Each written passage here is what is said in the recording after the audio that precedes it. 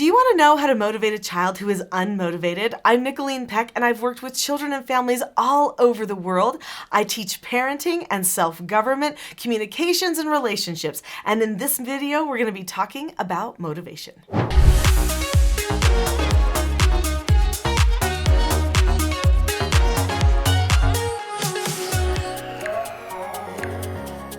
In this video, we're going to talk all about motivation and what motivates people to make a change in their hearts and their behaviors. I'm going to be sharing with you 5 tips that you can utilize to help a person find motivation who's struggling with motivation right now. And be sure to stay with me until the end because I've got a bonus one that may surprise you.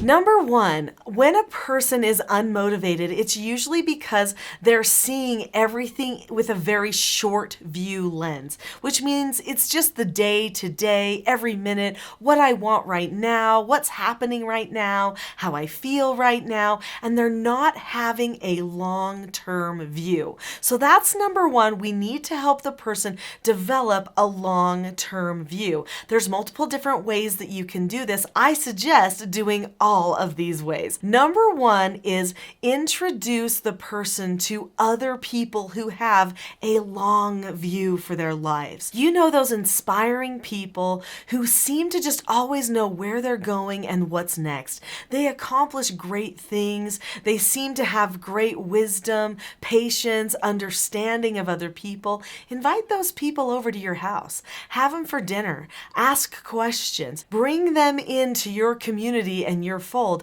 so that the person that you're trying to motivate will see that the recipe to success is not sitting around doing nothing, but taking action even if you fail. In fact, if you get those people with a long view talking, they will oftentimes be very open about their failures. Everyone's got failures that happen before their success. And if you focus on going toward the failures as well as the successful moments, then you will be taking action all the time. Usually people who are unmotivated are afraid of making mistakes or failing or not being perfect in some way, so then they just don't take any action altogether. But success isn't about being perfect immediately. It's about taking action and embracing the failures as well as the successes.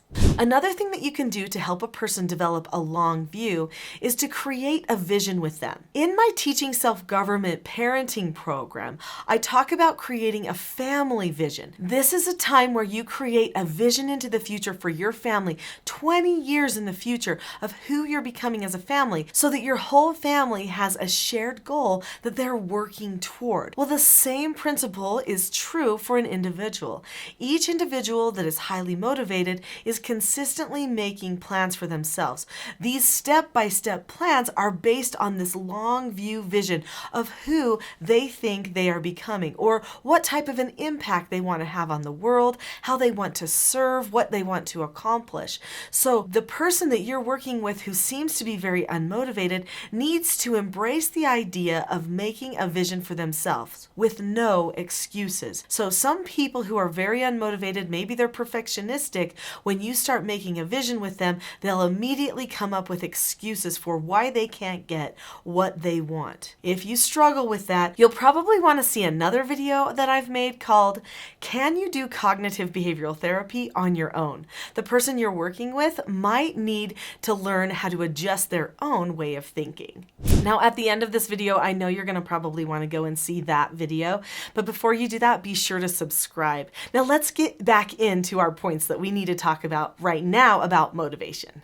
Point number 2 is phases. So the person that you're talking to needs to understand the phases of their own development. So oftentimes people are wanting to motivate children. Well, do they understand the phases of their own children? Do the children understand the phases that they go through? So there are certain times in a person's life where they need to stay near somebody else. They need to be working with somebody else and getting trained. Sometimes we think somebody isn't motivated because they don't do things on their own, but maybe they haven't had the training yet. So we've got to think in terms of doing training first and then helping somebody launch off on their own.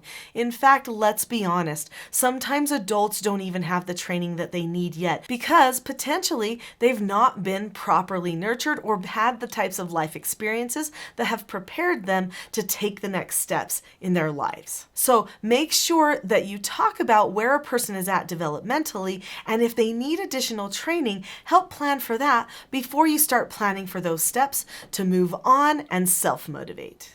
Number 3 is help the person identify what their spark subject is. What's a spark subject? A spark subject is something that excites you, something that you feel motivated by. Now, if you know that somebody gets sparked by something that might be destroying their motivation, like video games or something like that, that's not going to be a spark subject that you're going to pick, even though maybe that does excite them. But there's got to be something else. Is there an area of study?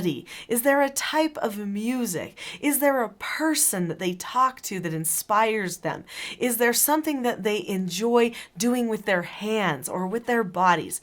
That might be their spark subject. Something that you need to learn more about. Something that you need to get them face to face with greatness about. So once you've identified this person's spark subject is swords or medieval times, then go and find a museum about it, an expert about it. Help the person learn more about those things so that they feel themselves progressing. There is nothing that destroys motivation more than not knowing anything and not feeling like you're going anywhere. Some people go through the motions in school, at home, at the office, and the motions feel so mundane that they start to be uninspiring because they see themselves not feeling any new sparks or progression. So get them in touch with something that sparks them on the inside that can help them take steps in that one little direction. This will inspire them to take steps in all other directions over time. Tip number 4 is teach the person skills for success. So I'm known all over the world for teaching skills and principles of self-government. Part of self-government is training yourself how to behave in each given situation to be able to accomplish your end goals. That means you need to have deliberate skills that you've pre-planned ahead of time so that you can be successful. Now you can think clearly, how does a developmentally healthy, motivated person plan for this type of success?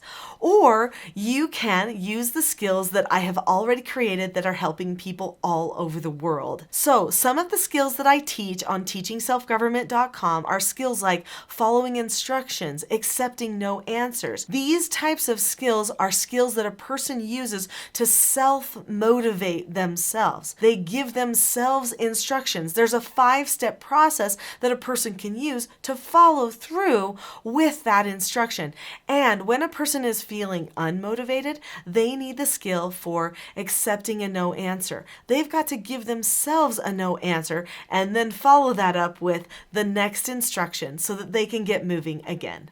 Tip number 5 is hold them accountable. Every person that truly accomplishes great things develops a system for holding themselves accountable. So I suggest having regular meetings. When you begin to talk about motivation and helping someone find that spark and that thing that they're interested in and making plans for success, you're going to be setting goals with the person about that particular thing that they're headed toward. Now, don't get upset if when you check up in the next meeting, they haven't done everything that they said they wanted to do during the meeting. This is very normal and natural when someone is just starting to get brave enough to become motivated. It could take a little bit of time, but you do want to hold them accountable regularly because it's that accountability that's going to remind them they do have a plan, they did want the plan, and they've got to start focusing on it again. In fact, during this time, this meeting time, you can even do very proactive things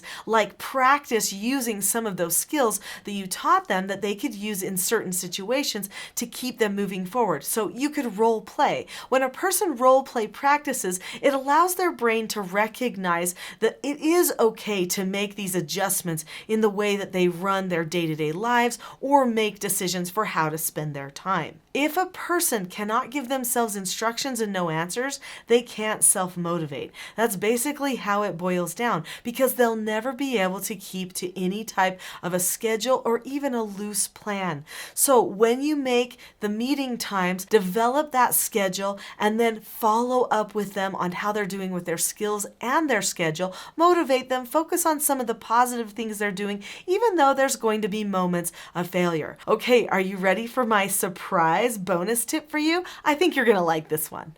Don't coddle. As much as we love the person, oftentimes people stay in an unmotivated state because they are getting coddled, because someone does too much for them. People do not allow them to fail. Now, I know we're worried about anxiety, depression, a person feeling like life's hopeless sometimes, but failing is actually a healthy part of life.